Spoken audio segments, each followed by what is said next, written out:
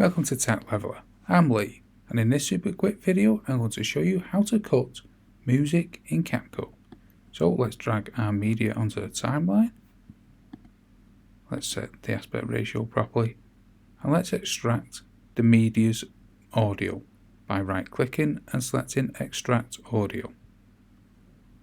Now here, if you want to cut this section here, you just come to the playhead there, highlight the clip, press split.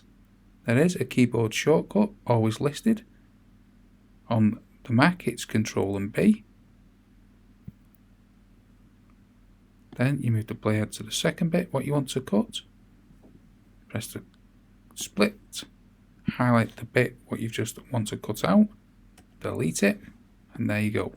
That's how to cut audio in CapCut. Hope you found that video helpful. If you did, smash the like, smash the subscribe, and thank you for watching.